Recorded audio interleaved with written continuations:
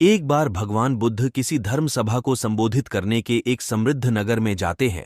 जैसे ही नगर के लोगों को पता चलता है कि महात्मा बुद्ध हमारे नगर में धर्म सभा को संबोधित करने आ रहे हैं, तो वहां के बड्ढे बड्ढे राजा महाराजा, साहूकार, जमींदार और सभी समृद्ध लोग महात्मा बुद्ध के लिए सभी अपने अपने अनुसार बड्ढे बड्ढे उपहार लाते हैं और एक एक करके सभी लोग भगवान बुद्ध को महंगे से महंगे उपहार भेंट करते हैं और महात्मा बुद्ध अपना बाएं हाथ से इशारा करते हैं और उन सभी महंगे उपहारों को एक तरफ रखने की बोल देते हैं।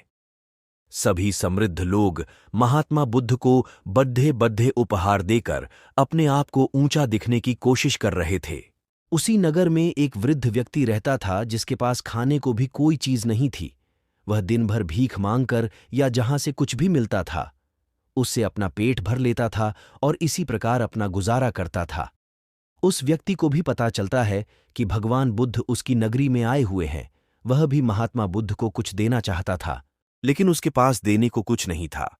वह व्यक्ति एक आम के पेड़ के नीचे बैठा हुआ था और आम के पेड़ से गिरा हुआ आम खा रहा था। उसके मन में विचार आया कि महात्मा बुद्ध को क्यों नहीं यह आधा आम भेंट दिया जाए, और वो व्यक्ति भगवान बुद्ध के पास जाता। भगवान बुद्ध के सम्मुख खाड़ी डिढ़िया होकर उनसे भेंट स्वीकार करने की बोलता है।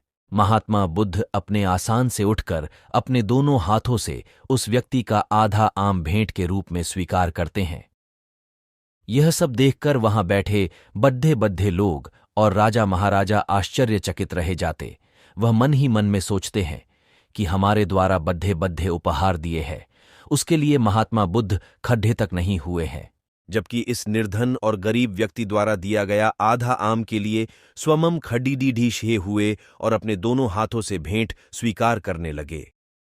वहां बैठे लोगों में से एक व्यक्ति खद्दीदा होता है और भगवान बुद्ध से पूछता है, हे महात्मा, हमारे द्वारा दिए गए बड्ढी उपहारों में आपकी कोई रुचि नहीं है और आपने इस व्यक्ति द्वारा दिया गया आधा आम के लिए आप स्वयं खड्डीढी हुए हैं और भेंट स्वीकार की है। तब महात्मा बुद्ध कहते हैं, आप इतने समृद्ध हैं, फिर भी आप अपनी धन दौलत का कुछ हिस्सा ही दिया है, जबकि यह व्यक्ति गरीब है और निर्धन है, फिर भी इसने मुझे अपनी सारी संपत्ति दान कर दी है। वास्तव में यही सबसे बड़ा दानी है।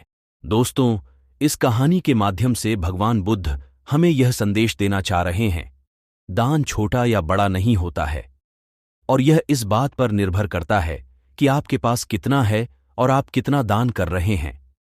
असली दानी वही व्यक्ति होता है जो अपना बिना कुछ परवाह किए बिना अपना सब कुछ दान कर देता है।